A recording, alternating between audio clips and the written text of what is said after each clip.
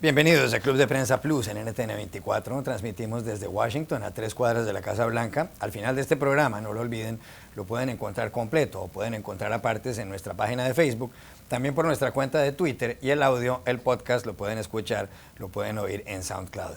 Les doy la bienvenida a los invitados a este programa hoy. En primer lugar, la corresponsal del diario El País de Madrid, Silvia Ayuso. Bienvenida a esta mesa como siempre. Juan Carlos Hidalgo, investigador del Cato Institute, uno de los centros de pensamiento de esta ciudad de Washington. Bienvenido también. Buenos días.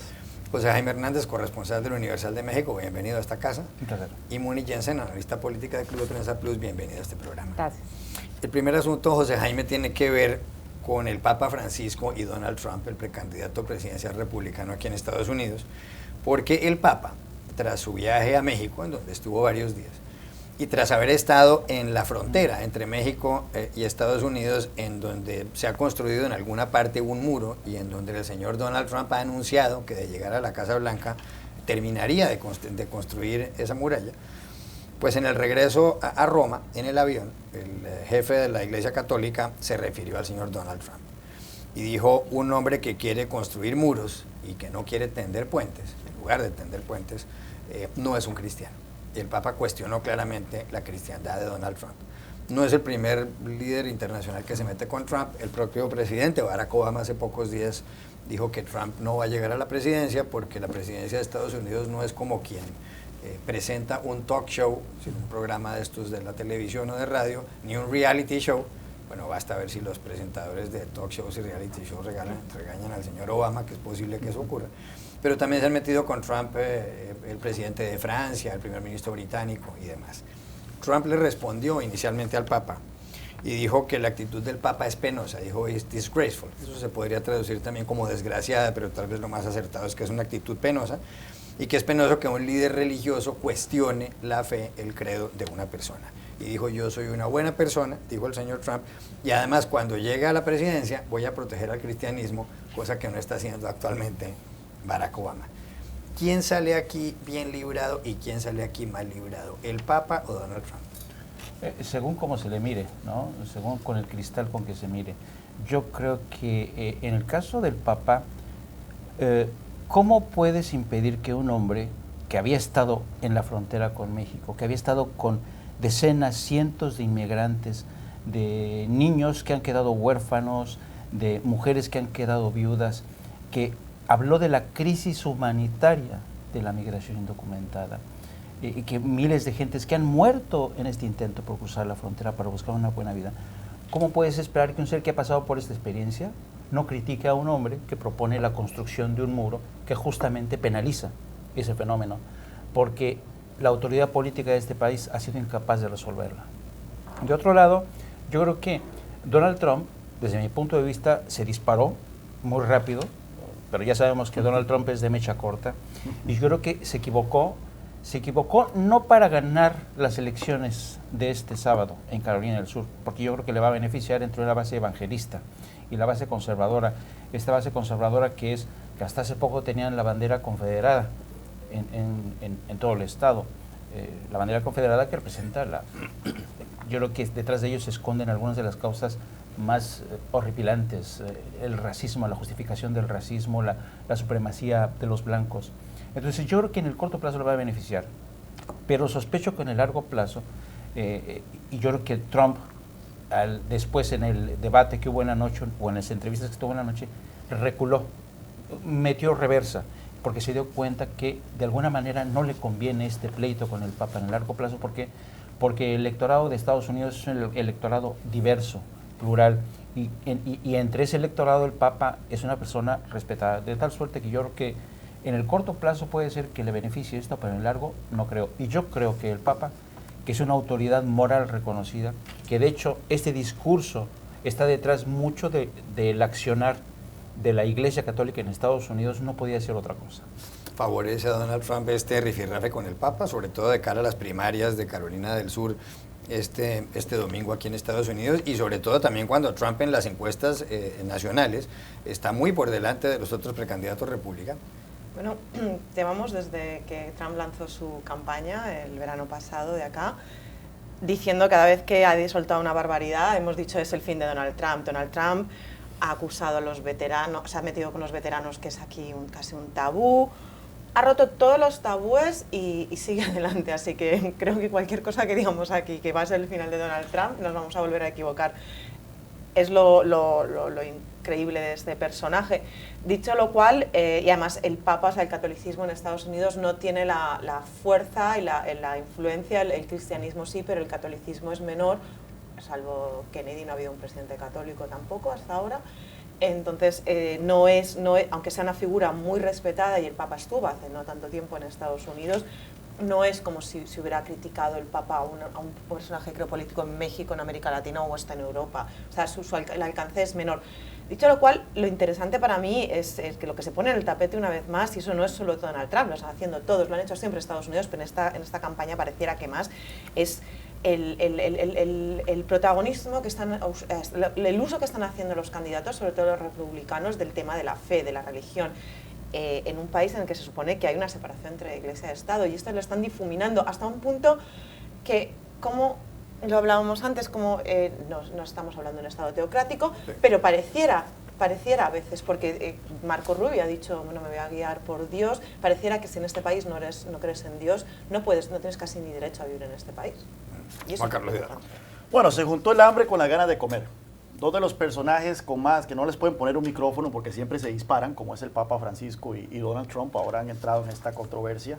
Me parece, como liberal, me parece muy penoso el hecho de que una figura religiosa cuestione la cristiandad o religiosidad de una figura política y se involucre de lleno en una campaña política. Lo digo porque, por ejemplo, en Costa Rica, hace unos años, tuvimos un reconocido obispo que hizo un llamado a los fieles a votar contra los candidatos políticos que favorecían la unión homosexual, el matrimonio igualitario.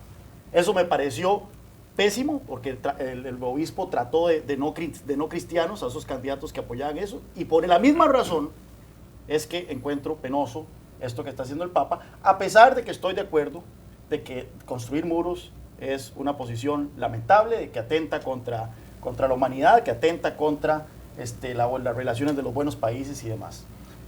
Habiendo dicho eso, creo yo de que todos estos ataques más bien van a servir para elevar el perfil a Donald Trump. Hemos visto como el mismo presidente Obama ha buscado broncas con Donald Trump, hemos visto que ahora es el Papa, y si nosotros salimos allá y cuestionamos, le preguntamos a la gente que apoya a Donald Trump, ¿estos ataques hacen más probable o menos probable que ustedes vayan a votar el día de las elecciones, el día de las primarias por este candidato? Vemos que la reacción, todos dicen, es más probable incluso. Y estoy de acuerdo en que Estados Unidos no es un país católico, así que meterse con el Papa, una figura cuya popularidad en Estados Unidos cayó, de hecho, incluso, previo al viaje, por las posiciones controversiales de este señor, del pontífice, creo yo que más bien va a terminar ayudando a Trump y va a ser entonces una gracia que no va a tener efecto, o va a tener un efecto más bien contrario de cara a la elección, a la nominación republicana. Bonilla. Yo creo que esto hay que darle una mirada más allá de lo inmediato y del afán de la campaña presidencial. Aquí hay, como dice Juan Carlos, dos hombres que pertenecen a polos opuestos ideológicos. El uno es el campeón de los ricos, el otro es el apóstol de los pobres, pero los une una enorme capacidad de comunicar y una afición por ser un poco políticamente incorrecto. ¿Qué pasa? Lo que está haciendo el Papa no es necesariamente solamente un ataque contra Donald Trump, es un ataque contra la intolerancia, contra el discurso absolutamente beligerante que hay en la campaña republicana, contra el uso de la religión para excluir y no para incluir. No me parece nada penoso, me parece apenas lógico que un papa oficiando una misa en la frontera, donde está justamente sacando a relucir lo importante que es la inclusión y la tolerancia, y cómo es de inaceptable estos discursos republicano de construir muros y de expulsar inmigrantes, está haciendo lo que tiene que hacer. Ahora, que Trump responda, eso realmente no le sorprende a nadie, y el Papa no está en la campaña presidencial de Estados Unidos, él no va a perder votos por esto, es una de las figuras más populares del mundo, es mucho más popular que la propia Iglesia Católica. Entonces yo creo que más allá de esta discusión de un día, lo que hay que pensar es qué vino a decir aquí el Papa, y a ver si cala no solamente entre los católicos ni entre los cristianos de Estados Unidos, sino entre toda la clase política que ha llegado a unos extremos de intolerancia realmente sorprendentes.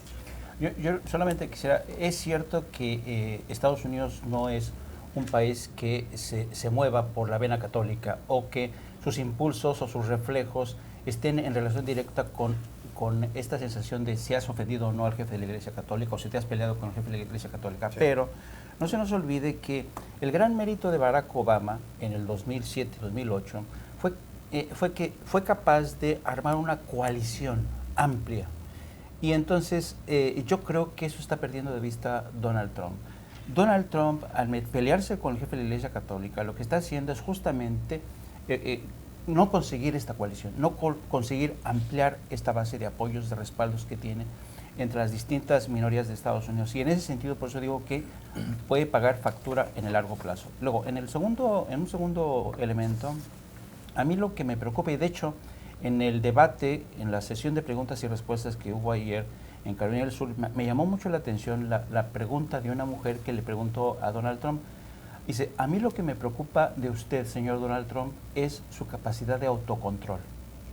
Y entonces, claro, cuando tú cuestionas la capacidad de autocontrol de un tipo que va a estar en la oficina oval de la Casa Blanca, dirigiendo el destino de la nación, decidiendo si declara o no una guerra, si invade o no un país, eso causa preocupación, y lo hemos visto ayer entre el electorado. Dice, bueno, este se pelea con todo el mundo, hasta con el Papa. Claro. 30 segundos. Yo creo que este problema va más allá de Trump, o sea, sobre todo en el lado republicano se están llegando a unos extremos que ningún candidato parece que esté por ahora buscando el apoyo, y hablan con una impunidad en muchísimos temas, en aspectos que preocupan de muchas partes de la política y exterior, o sea, que países, que Gran Bretaña debata en el Parlamento que vetarle la entrada a Trump, es muy significativo de la preocupación, de la impunidad con la que están lanzando unos mensajes el país que se dice líder mundial. Para mí eso es lo preocupante. Quiero continuar con usted, Silvia, y cambiar de asunto, porque este jueves el presidente de Estados Unidos, Barack Obama, anunció por Twitter, o confirmó por Twitter, que va a viajar a La Habana.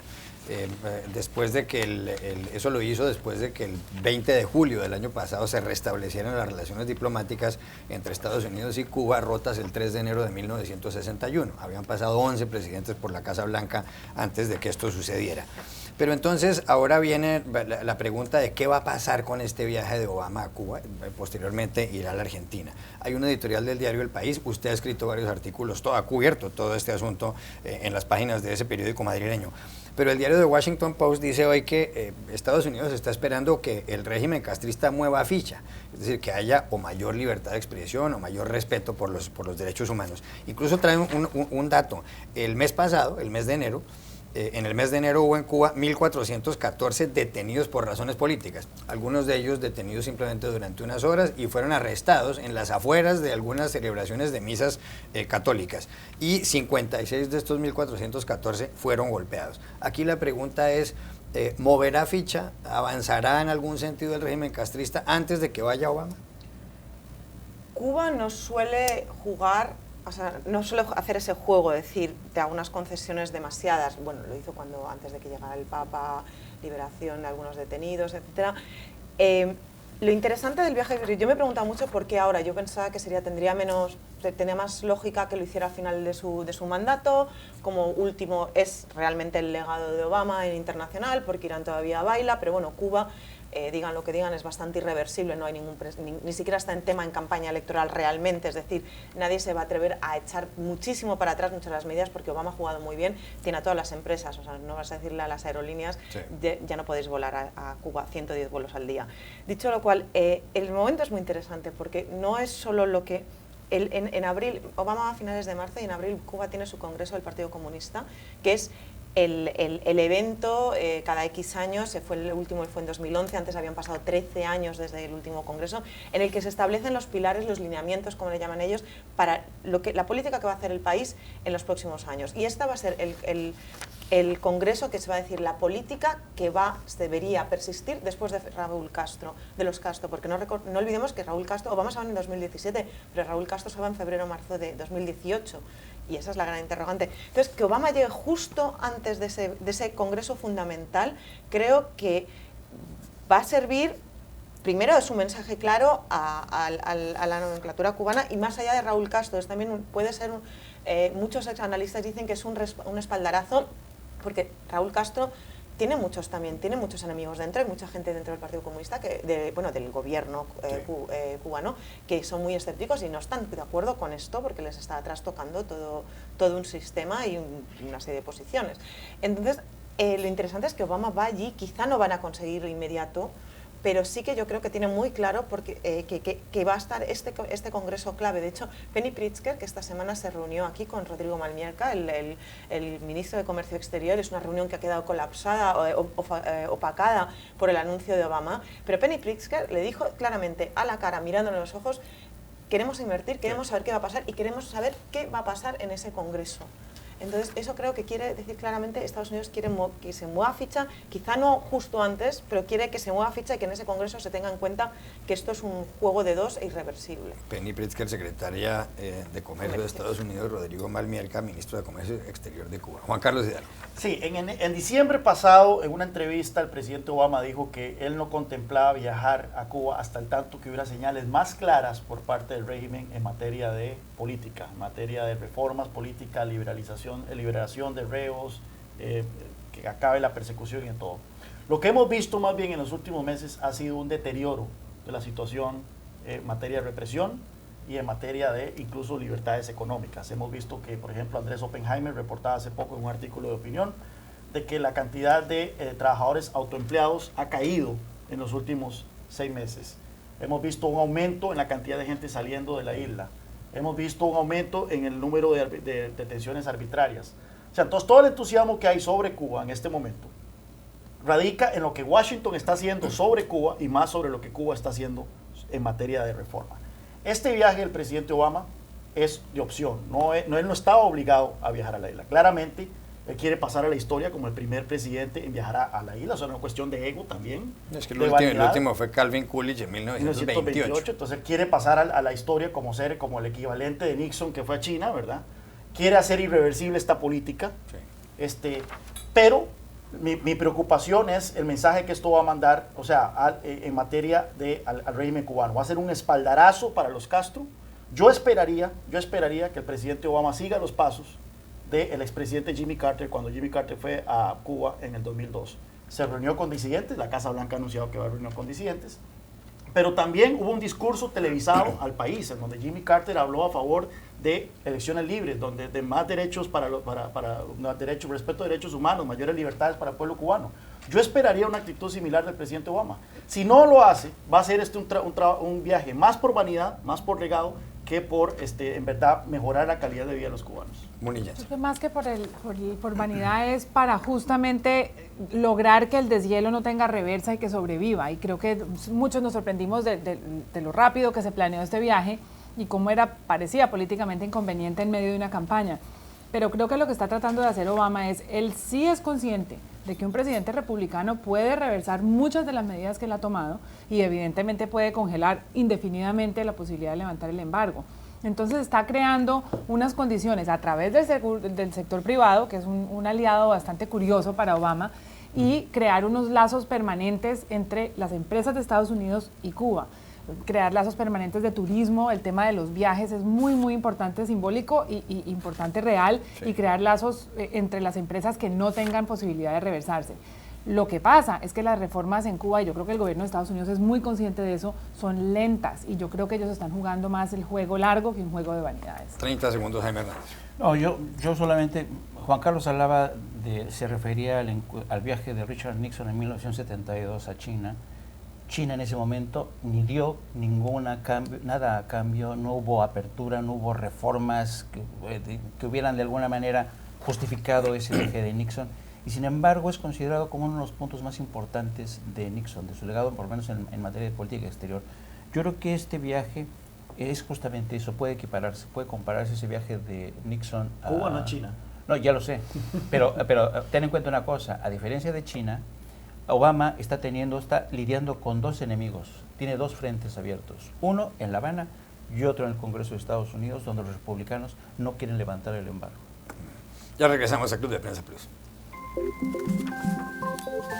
Volvemos a Club de Prensa Plus en NTN 24 desde Washington. Muni, hay noticias de Colombia porque hay una crisis en el proceso de paz Y hay una crisis porque las FARC, el grupo guerrillero que está negociando desde hace más de 3 años con el gobierno del presidente Juan Manuel Santos en La Habana, han minado la credibilidad del proceso. ¿Qué fue lo que pasó?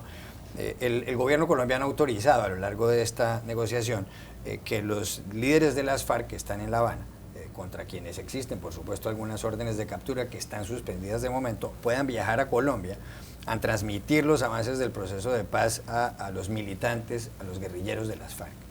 En esta ocasión había un viaje planeado donde iban no solamente el jefe negociador de las FARC, Iván Márquez, sino Joaquín Gómez, otro líder de los líderes de las FARC, y Jesús Santrich, todos los cuales se han encontrado en la capital cubana últimamente, y llegaron al departamento de La Guajira, la península que colinda con Venezuela y que es la zona más al norte o más en el norte del territorio colombiano.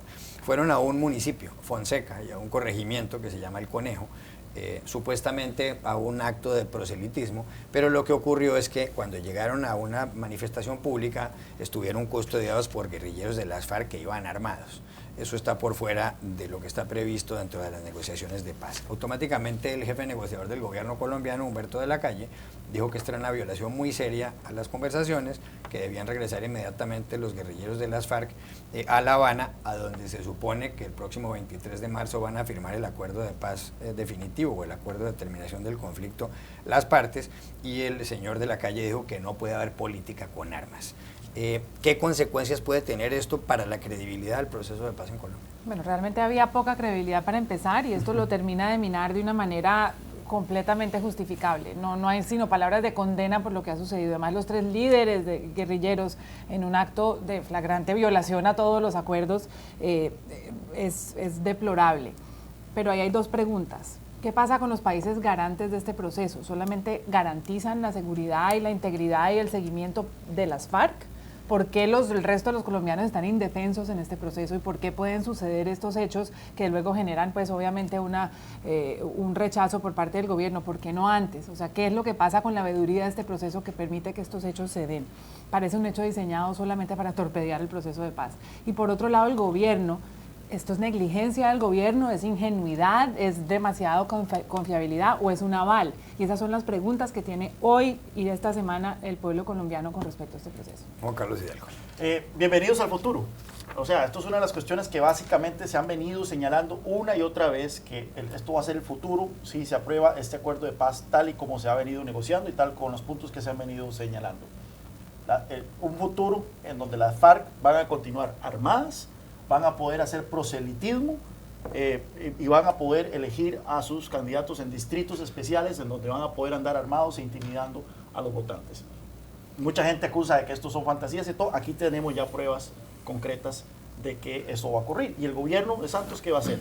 En su desesperación por lograr un acuerdo de paz, puesto que toda su presidencia gira en torno a conseguir un acuerdo de paz, vemos que el gobierno de Santos tolera, o por lo menos permite que este tipo de situaciones ocurran. Por supuesto que ha hecho un desaire luego, desde que salieron a relucir las noticias y de todo, pero una y otra vez las FARC han demostrado que en este proceso hacen lo que les da la gana. Y una y otra vez el gobierno colombiano patea la mesa inicialmente, pero luego otra vez se sienta a negociar con ellas y continúan las concesiones. Así que esto si este acuerdo de paz, ojalá sea un llamado de atención a los colombianos, que se supone que van a ratificar este acuerdo en un plebiscito. Si este acuerdo se ratifica tal como ha sido negociado, este va a ser el futuro de Colombia. Pero ¿por qué dice usted que bienvenidos al futuro con las FARC armadas si la idea es que las FARC dejen las armas, se desarmen? El proceso de ratificación del desarme es muy endeble. Se ha reclutado a las Naciones Unidas, pero ya las FARC dicen, por ejemplo, que ellos solo cuentan con 14.000 fusiles y que son los que van a entregar. No me vengan a mí a decir que han tenido una guerra civil de 50 años únicamente con 14.000 fusiles. Claramente hay muchísimas más armas y las garantías de que va a haber un desarme efectivo de las FARC no están ahí. Silvia Ayuso. Yo lo veo desde fuera como observadora y es cierto que me parece que ahí ha habido lo que decía Muni, cómo ha podido pasar esto, o sea, nadie se ha dado cuenta, porque alguien tiene que seguirles la pista cuando salen los guerrilleros de La Habana y van a hacerse campaña por Colombia. Ha sido un error grande, alguien quiere boicotearlo, es decir, es una bomba desde dentro. Dicho lo cual, yo no... ¿Hasta qué punto, qué quieres? Hay que negociar, son 50 años y no se ha solucionado y ha sido todo un Estado contra un grupo guerrillero. El problema de las guerrillas del terrorismo es ese, que no puedes erradicarlo, es muy difícil erradicarlo por la fuerza, a tiros, porque no tienen la ventaja quizá de la fuerza de las armas, pero tienen la movilidad, son guerrillas, y más en un país como Colombia. ¿Qué haces? ¿Vuelves a las mismas? Porque habéis Pero la sido opción 50 años... no es negociar o no negociar, perdón Silvia, es negociar bien o negociar mal. Yo creo que toda Colombia quiere que haya una paz después de una guerra tan larga, pero la pregunta es si están negociando bien o mal, o si simplemente el hecho de negociar les da pasaporte para hacer lo que justifican quieran. estas concesiones ante una guerrilla que está en una situación militar bastante deteriorada, Bueno, justo pero cuando se sentaron a la mesa. ¿cuán deteriorada quizás el problema? Es decir, pero pueden seguir haciendo deteriorados, pueden seguir bastante tiempo. Tenemos otros precedentes en otros países.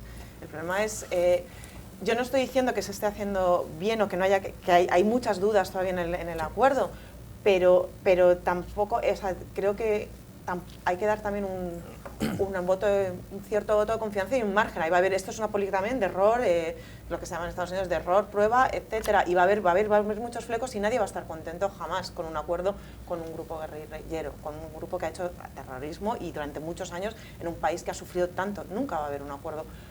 Yo creo que, yo coincido con Silvia, yo creo que no ha llegado el momento de retirarle el beneficio de la duda a este proceso tan histórico, tan importante en el último tramo. Pareciera que alguien está haciendo todo lo posible por descarrilarlo justamente en este último tramo. Lo que sí me llama la atención, y yo creo que es quizá la parte más criticable, es que esta no es la primera vez que los líderes de las FARC cometen este tipo de errores, equivocaciones, que indignan a la población, a la sociedad, que le está costando trabajo tragarse este acuerdo, el sapo. Entonces, yo creo que a mí me llama poderosamente la atención el argumento de los líderes de las FARC cuando van a hacer pedagogía sobre lo que ha sido este acuerdo de paz. Bueno, los señores, los líderes de las FARC tendrían que aplicarse a sí mismos una pedagogía para entender que este proceso de normalización, de transición de la firma de un acuerdo de paz tan importante también requiere de ellos una pedagogía de la paz, una pedagogía en las formas que actúan de manera más política, más civilizada y no con actos que son una provocación abierta.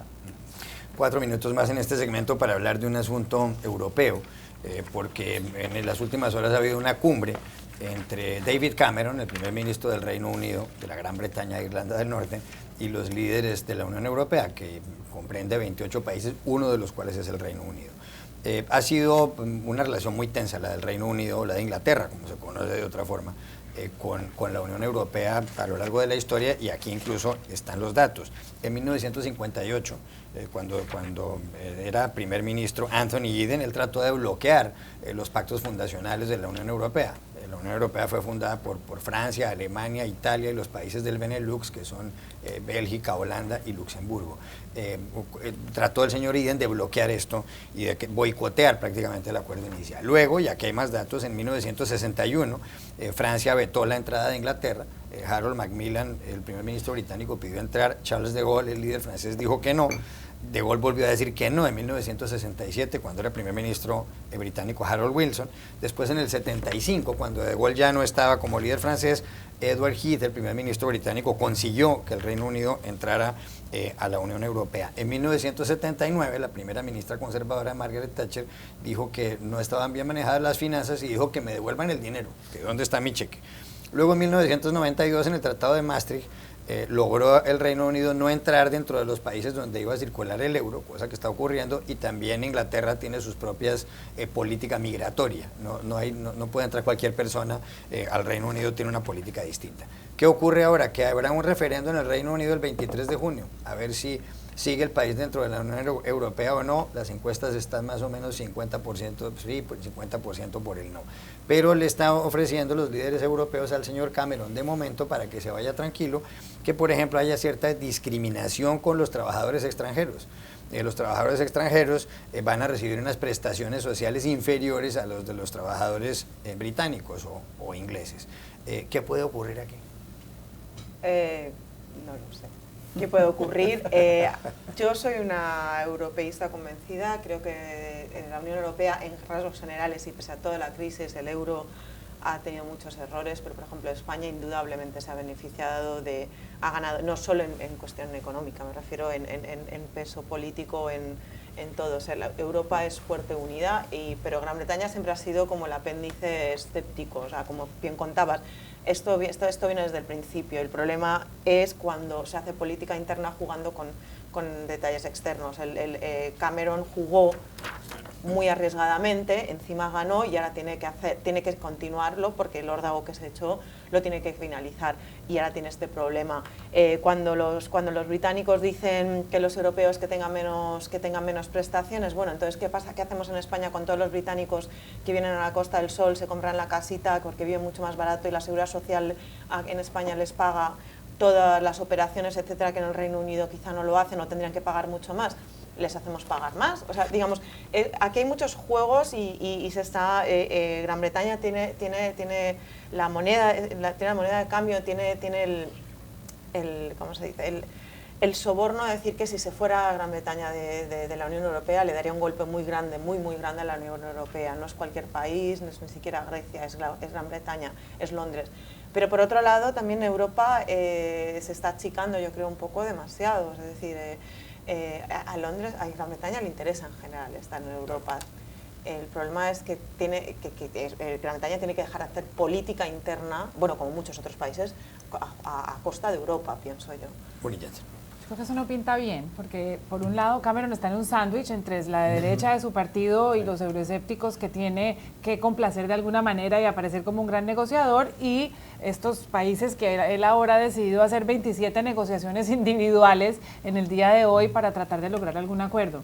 La pregunta es qué pasa si se va. Realmente hay unos precedentes importantes de países que tienen unos acuerdos distintos con Europa. Está Turquía, está Noruega, está Suiza, que pueden crear una regulación, digamos, intermedia que no genere tanto pánico. Hay siempre la sensación de que todos los bancos se van a ir a Francia y va a haber una crisis y una gran turbulencia en los mercados, pero al final, como usted mismo señala, entre Europa y Gran Bretaña siempre ha habido una relación tormentosa. Los lazos comerciales no son lo que eran, se puede solventar eventualmente con un tratado de libre comercio. Sí. El tema de la regulación es algo que se puede negociar. No creo que sea ni la principal prioridad para los ingleses ni la principal prioridad para los europeos. Están temas de terrorismo, temas de desigualdad, temas de la desaceleración china, en fin, que son los primeros en la agenda y no solamente estas negociaciones. 30 segundos. Lo preocupante es que esta negociación hace unos años quizá no habría sido tan mala. El problema es que Europa está muy tocada con toda la crisis, con la crisis de los refugiados, entonces Europa tiene una posición ahora mucho... La cuestión europea, la Unión Europea está siendo cuestionada no solo por Gran Bretaña, por muchos países. Quitamos Schengen, no lo quitamos.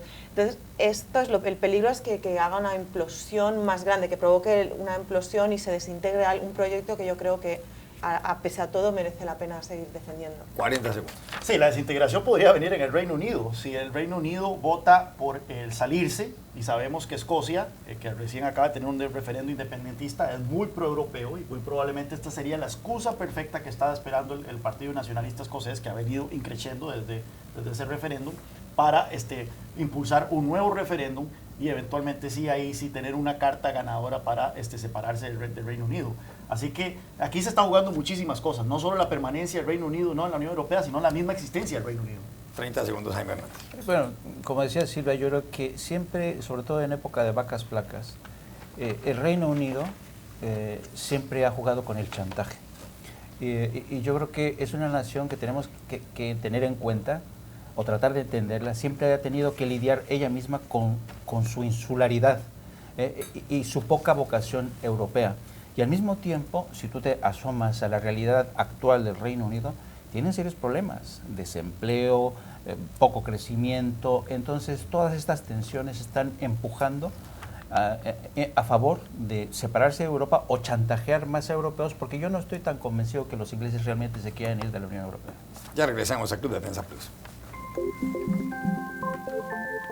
Volvemos desde Washington y Muni Jensen. Hay una encuesta en la página web del Español hecha a los hombres en España. La mayor parte de los que tienen entre 25 y 45 años están muy preocupados por su aspecto físico y creen que a las mujeres realmente lo que les trae a los hombres es el aspecto físico. En una encuesta que hacen a las mujeres en España, el 77% dicen que lo que más les trae de los hombres es el sentido del humor, el 74% que tengan una buena personalidad y el 66% que tengan una característica física que los haga únicos. Es eso lo que les atrae a las mujeres de los hombres, y están equivocados los hombres que piensan que el asunto es con grandes abdominales, six-pack, como se dice. Yo creo que sí, no sé cómo sea entre las generaciones más jóvenes, donde el six-pack cobra una mayor importancia que cuando yo estaba más joven. En todo caso, los españoles tienen que estar tranquilos, porque estuve mirando listados de encuestas de los hombres más atractivos del mundo y están de séptimos. Después, los más atractivos supuestamente son los suecos, y están también allí los argentinos y los hombres de Nueva York. No se preocupen tanto por los músculos y más por crear una buena personalidad. Silvia Ayuso, 20 segundos. Mira, yo pienso que después de tantos años que a las mujeres siempre se nos están poniendo tienes que estar bella, delgada, no sé qué, pues que los hombres se preocupen un poquito. Claro. Para mí me consuela un poco, digo, que empiecen a probar de su propia medicina. Abdominales. Así que abdominales. No sé, este es un tema en donde no tengo mayor criterio. O sea, opinar sobre la belleza de los hombres no es lo sea, hacer abdominales. O sea, yo creo que la belleza es un tema tan subjetivo que francamente, ¿no? Esa es la mejor defensa, siempre, sí, es subjetivo. Sí. Ya regresamos a Club de Prensa Plus. Volvemos a Club de Prensa Plus en NTN 24 desde Washington. Silvia Ayuso, ¿para quién fue esta semana una semana fatal? Pues está acabando muy mal la semana para un icono de la política en Europa, ya que hemos hablado tanto de Europa, en Polonia, que es Lech Walesa. Lech Walesa era el líder del sindicato polaco Solidaridad en los años 80, que puso contra las cuerdas y al que se considera un poco o bastante responsable del comienzo de la caída de los gobiernos comunistas en Europa del Este. Ganó el Premio Nobel de la Paz en 1983 y en los 90 llegó a ser presidente de Polonia. Y ahora vuelve un rumor que ha sido, acusación directa de que con todo este icono del anticomunismo, que él fue un informador a sueldo de los servicios secretos de comunistas en los años 70. Es algo que él ha denegado constantemente, pero surge una y otra vez y manchan bastante su legado. Juan Carlos Hidalgo, ¿para quién fue esta semana una semana nefasta, una semana fatal? Tabaré Vázquez, el presidente uruguayo, cumple su primer año en el gobierno con una popularidad de apenas el 35%. Eso suena alto si lo comparamos con Dilma, por ejemplo, Rousseff o la misma Michelle Bachelet, pero tomemos en cuenta que en el mismo periodo, durante el mandato de Mujica, el Mujica contaba con una aprobación del 60%, y el mismo Vázquez en su primer gobierno, el primer año, contaba con una aprobación del 60%. Tiene muchos problemas encima el presidente uruguayo. Con la desaceleración de la economía se están empezando a salir a flote muchos de los problemas económicos que el país venía arrastrando. Una inflación del 9%, ha habido aumentos de tarifas del 10% en agua, electricidad y otros servicios, lo cual tiene muy descontento a la gente. Huelgas educativas, en donde el gobierno intentó promover una reforma educativa que tiene bastante. El sistema educativo es uno de los serios problemas de Uruguay. Los sindicatos le ganaron la partida al gobierno. Y hay toda una investigación legislativa sobre el escándalo en ANCAP, que es el monopolio de hidrocarburos en Uruguay, donde al parecer hay pérdidas y desfalcos equivalentes que como proporción de la economía son más grandes que lo que se ha destapado, por ejemplo, en Brasil con Petrobras. Así que el presidente uruguayo tuvo una pésima semana y parece que va a tener un pésimo año. José Jaime Hernández, ¿para quién fue esta semana una semana fatal? Yo creo que está siendo una semana fatal para la canciller alemana Angela Merkel. Acudió a la cumbre europea con la esperanza de conseguir que el resto de sus socios europeos aceptaran una mayor cuota de refugiados. No lo consiguió. Y está siendo muy criticada en su propio país, está quedándose cada vez más aislada en este sentido. Hoy el 54% de los alemanes están en contra de esta política de asilo. Y en otro frente, ella estaba con la esperanza de que Turquía se convirtiera, digamos, en el portero de salida de lo que han sido los refugiados en Siria. Pero hemos visto como en los últimos días en Turquía ha habido atentados. Y el presidente Obama, que había prometido o negociado con Rusia un alto al fuego en Siria, ha visto cómo se ha colapsado, y Angela Merkel le estaba exigiendo el establecimiento de un corredor humanitario para meter ayuda a la gente que está muriendo, y tampoco lo ha conseguido. Así es que ha sido una semana que le ha ido muy mal en todos los frentes y está poniendo en tela de juicio o en duda la sabiduría de las políticas de asilo que ella sigue apostando, la única en el seno de la Unión Europea. Moni Jensen, ¿para qué fue esta semana una semana nefasta? Una semana mala para Donald Trump, el precandidato republicano para las elecciones de Estados Unidos, que parecía realmente impermeable a las críticas hasta que se peleó con el Papa que estaba en México, ofició una misa en la frontera con Estados Unidos y dijo que quienes construían o proponían construir murallas y no puentes no eran cristianos. Trump respondió inmediatamente con una crítica vociferante al Papa, diciendo que no era posible que le cuestionaran a él, a Donald Trump, su cristiandad, pero, y no ha sucedido muchas veces, tuvo que ablandar el tono y horas después dijo: a mí no me gusta pelear con el Papa. ¿Por qué? Porque el 28% del electorado, el 25% del electorado de Estados Unidos es católico, hay una gran cantidad de cristianos que votan con la fe y con la Biblia en la mano, y para Donald Trump los números no le dan si realmente lo que hace es enemistarse, no solamente con un gran personaje mundial, sino con los católicos de su país. Nos quedan 3 minutos de programa y quiero una opinión de ustedes muy rápida sobre la encuesta que publica el diario The Washington Post en las últimas horas. Es la primera encuesta nacional hecha por la cadena Fox en la que dentro de los precandidatos demócratas a la presidencia de Estados Unidos, el señor Bernie Sanders, senador por el estado de Vermont, supera por primera vez a Hillary Clinton. Él logra el 47% del respaldo y ella el 44%. Hace un año ella tenía el 52% del apoyo y él el 3% del respaldo.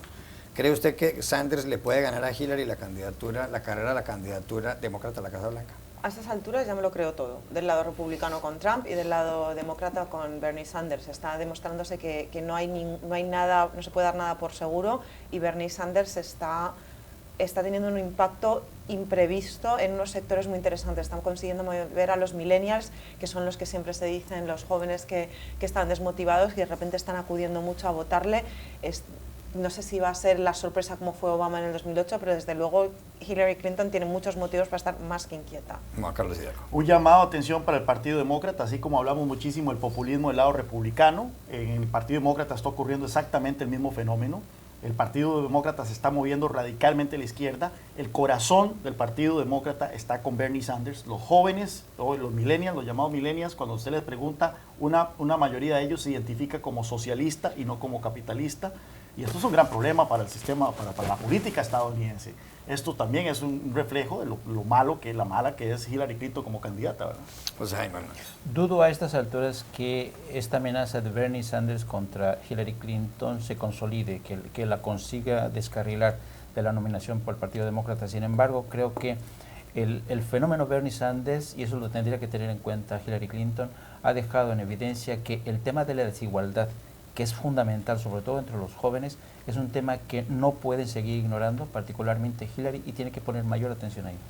En la mayoría de los grupos demográficos, las tendencias de Hillary van a la baja y las tendencias de Sanders van subiendo. Si sigue así, realmente él tiene una gran posibilidad de ganar. Y una cosa sorprendente, en Nevada, donde se preparan para votar en los caucus, hay un nuevo eslogan: el viejito for president. O sea, el voto latino lo tiene cautivado Bernie Sanders. Gracias por haber estado aquí, Silvia Ayuso, Juan Carlos Hidalgo, José Jaime Hernández y Moni Jensen, y a ustedes los espero la próxima semana en Club de Prensa.